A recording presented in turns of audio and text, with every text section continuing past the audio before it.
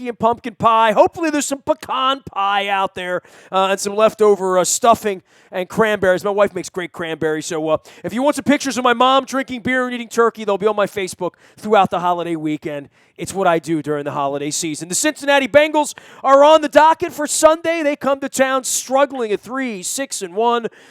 With no A.J. Green, no Gio Bernard, and this guy has seen it all as first a beat writer there at the newspaper in Cincinnati, now at Bengals.com. He is one of our defending champions and a Boston Red Sox supporter as well. We welcome Jeff Hobson back on. Hobby from Bengals.com.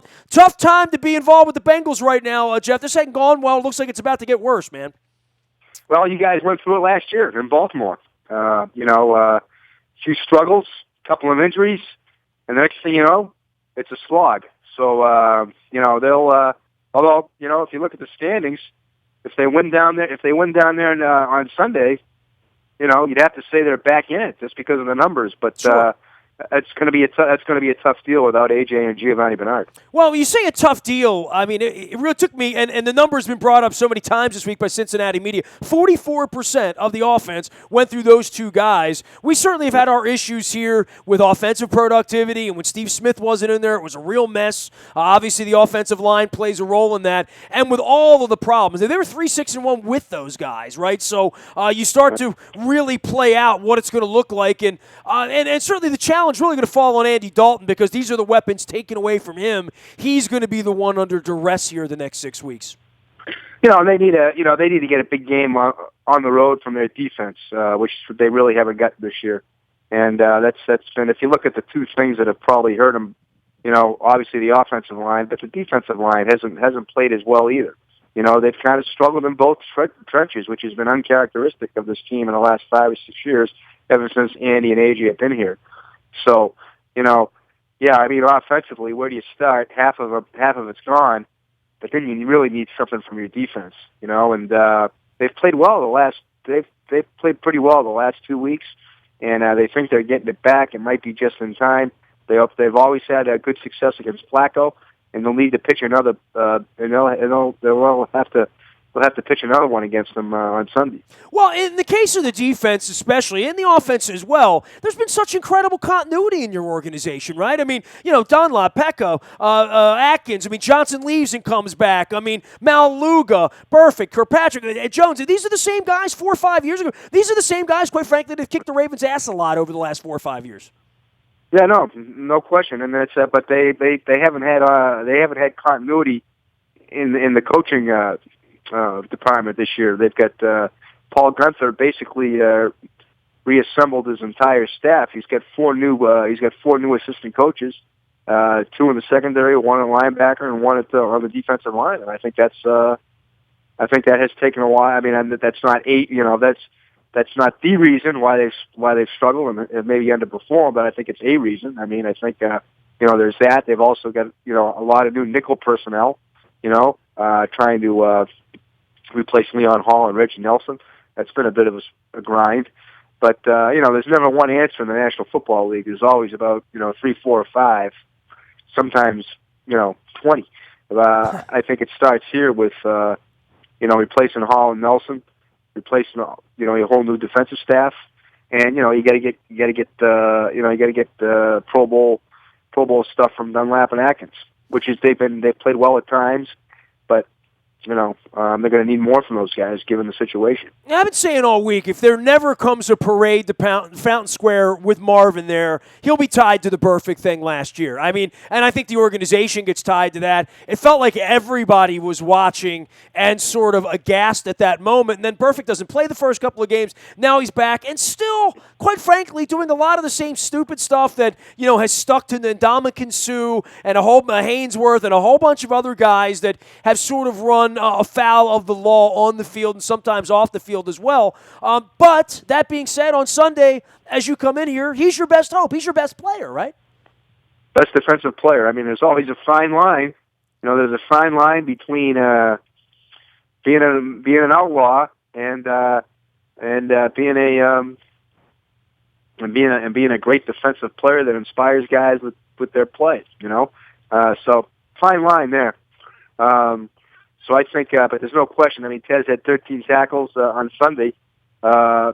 really they did a nice job defensively. And Tez was he was one of those guys making sure that Tyrod Taylor, the old Raven, didn't take off and dominate. He helped with 39 yards rushing. So Tez has played well. I mean, it's and I think for the most part,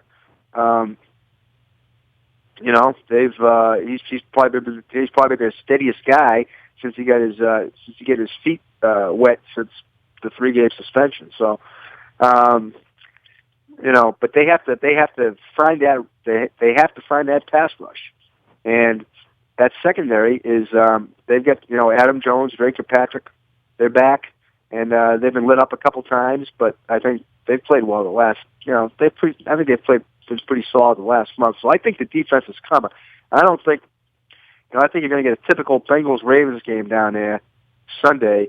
It's going to be close, and I think it's going to come down to the fourth quarter again. And I think it comes down to, can they continue to play against Flacco like they have ever since Joe came into the league. He's never really had big numbers against the Zimmer-Gunther defensive scheme. He covers all things Bengals at Bengals.com is the website editor there in Cincinnati. You can follow his journey out on Twitter at Jeff Hobson, CIN. That's Jeff Hobson, Sin. And there's a lovely eternal picture of Tony Conigliero's swollen black eye that, 50 years later still lives on the front of your Twitter page, Hobby. It was the youngest American leaguer to hit 100 home runs. He had it all. He had it all, man. Man, you're still living the impossible dream, aren't you? No question. No question. And Louis Aparicio, he tried to revive it. In the early 70s. Didn't quite get there. And they shipped him back to Chicago, where the the statue still lives today. Offensively, Hobby, with the Bengals, you got a little preview of life after A.J. Green and Gio Bernard on Sunday, and that probably is you want to go to Tyler Eifert, who missed a bunch of games at the beginning of the year and is now back in. Rex made some quick switches there, right? I mean, and I don't know who steps in for Green, who steps in for Bernard. Where does Dalton go with the ball instead of those guys at this point? Well, I think that the third down back is going to be Rex Burkhead, who's a very solid player. He's emerged kind of as a replacement for the Pro Bowler special teamer Cedric Pierman.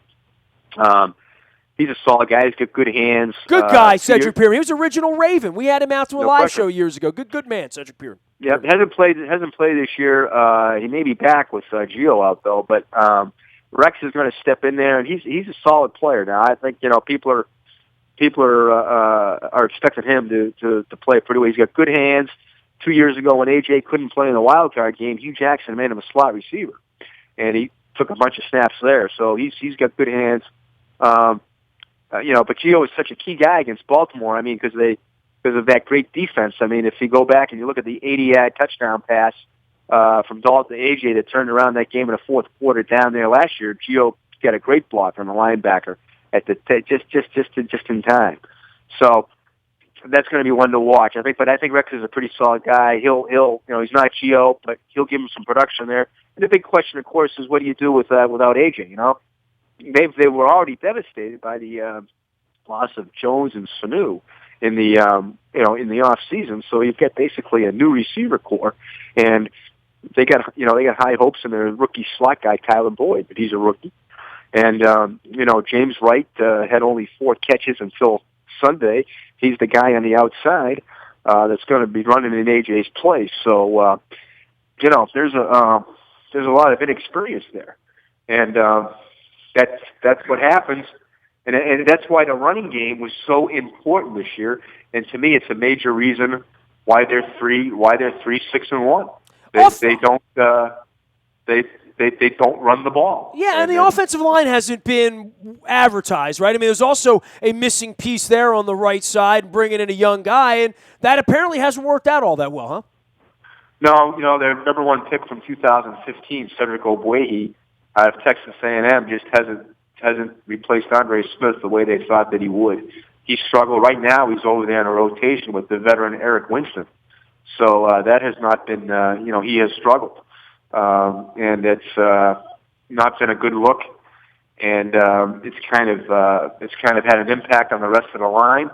But, I think that I think his problems could have been alleviated if they could run the ball, but they don't run the ball, and that's so that teams are teeing up on him. Teams are teeing him up in pass rush situations, and know they can't run the ball. So his development has been hurt that way too. So Clint Boling, the left guard, has been struggling with an injured shoulder, and I just think that to me, if you're looking for a place to start offensively, what they haven't been able to do and what they need to do, it's to run the ball. We are chatting with Jeff Hobson from Bengals.com. You can follow his journey at Bengals.com as well as on Twitter at Jeff Hobson. That's GeoffHobson out in Cincinnati. And, you were around there before Marvin, rolled into town. And, Hobby, I got to be honest with you. Maybe it's because I got rabbit ears or my affection for Marvin notwithstanding. Any place I go and I hear Bengals stuff when the team's going bad, it's time to get rid of Marvin. And that's pretty typical. I mean, we've gone through that with John Harbaugh and Brian Billick before that and Ted Marchessault before that. But much like here and much like in Pittsburgh, the Bengals aren't real quick to be changing coaches. Marvin's under contract. He's the best thing they've had there, yet he's attached to those playoff losses in the same way Andy Dalton is, but I don't think he's attached to the success the way maybe a guy like you would look at it and say, I remember what it was like around here before Marvin came to Cincinnati. Absolutely. I mean, before Marvin came there, they've been to the playoffs 7 times in the entire history of the franchise. Since he's been here, they've gone to the playoffs 7 times. I'm always a little bit amazed. I mean, I can understand the frustration at not winning a playoff game. I understand that. But look at the division they're in.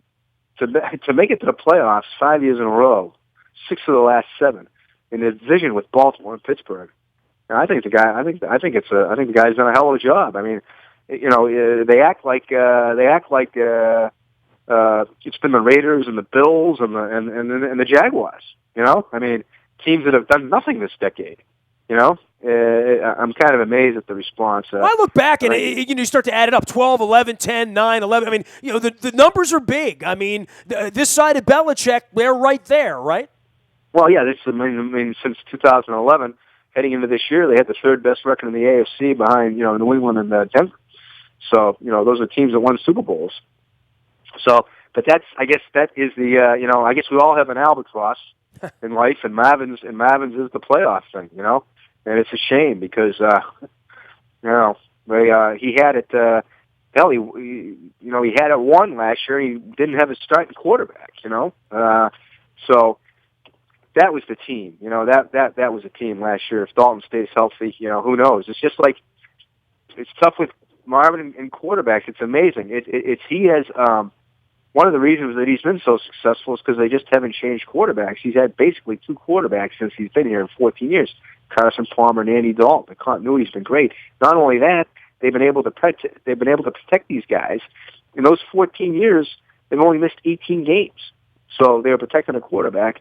But the one time he needed him, he didn't have him. 2005. 2005, 2005. Carson Palmer, yeah, sure, that game. Carson got hurt, and then 10 years later, Andy got hurt. And so, you could argue those are the 2 best shots they had at going to the Super Bowl. Hobby, last thing for you. This might not go well the next 6 weeks, right? I mean, this is a real rough look. It's a different version of the Bengals we're going to see. The thought that they're going to rally and win 5 out of 6 games or something to that tune, it feels like the odds are really stacked against them at this point. Marvin does a nice job in this situation, though. He's had him before. 2008, it was like this. He didn't have Carson Palmer. They started the season 0-8. They finished 4-3-1 with Ryan Fitzpatrick, and they built what has happened since then in the 6 of the last 7 playoff runs. That was built in that 2008 season, and so Marvin does a pretty good job at when he's stuck like that with adversity. So I wouldn't say. I wouldn't blow these guys up. I mean, I know they're missing a little bit, but Marvin's been around, and he succeeded when things have gone bad. So I would certainly tune in Sunday. Hey, I tell you what, we've gotten our ass kicked by the Bengals enough that it's not like we're taking this for granted in any way. It's weird the whole division coming down at the same time, though, right? I mean, that 8 or 9 wins is going to win this thing. And the thing is, though, as John Harbaugh so eloquently said, after the game in Baltimore last year when he said it might be nice if we covered A.J. Green just once before he retired. Because if you remember what A.J.'s done the last 3 years in Baltimore, unbelievable. In 2013, the Hail Mary that tied it up. 2014, he catches the juggling 77-yarder to win it with less than 5 minutes left. And then last year, career-high 227 yards, 2 touchdowns in the fourth quarter, an 80-yarder and a 7-yarder. AJ's not lining up down there, so Harbs has to be very relieved. Well, yeah, we'll take the relief for the holiday. We need a little bit of that around here. We got to stay away from Pittsburgh. Hey, man, we'll see you soon, Hobby. A safe travel, safe holiday to you. We'll see you on Sunday, bud. Happy Thanksgiving. You got it. Jeff Hobson, my friend and the website editor for Bengals.com and the Cincinnati Bengals. You can check him out there or out on Twitter where he has a lovely picture of Tony Canigliaro from the 1960s. You can find me out in the Bayou Toyota Audio Vault 24 hours a day from anywhere in the world on your mobile device by downloading the TuneIn Radio app. We come in crystal clear from anywhere in the world, no static at all for the holidays and beyond. Morning newspaper ships to your email inbox at 7 a.m. every morning. That is brought to you by Planet Fitness and PlanetFitness.com. You want a little inspiration for the holidays? Go head out to PlanetOfTriumphs.com. That's a Planet Fitness website with a bunch of great stories about people getting in shape. And, I've bragged this week that I'm not going to be wearing a belt this week, but at some point, it will come time to pay on the treadmill at PlanetFitness.com. Morning newspaper is a great thing, but our text service is also pretty awesome for breaking news. If you're around Tuesday morning, you were the first to know about the Orioles pitching coach situation with Roger McDowell and Alan Mills. Welcome back, Millsy. It's all brought to you by Coons Ford of Security Boulevard. Dennis Colatzos is here every Thursday, Wednesday this week for the holiday, but back to Thursday next week and get you ready and driving you home from 3 to 5 on the SSV on WNST. They present our WNST text service at Coons Ford of Security Boulevard. Nasty at WNST.net reaches me. Facebook, Twitter, LinkedIn, Snapchat, Instagram, anywhere social media is served, including our Facebook Live and our YouTube WNSTV channel. We stream live around the clock. We are WNST.net, AM 1570 and WNST Towson, Baltimore, and we never stop talking Baltimore sports.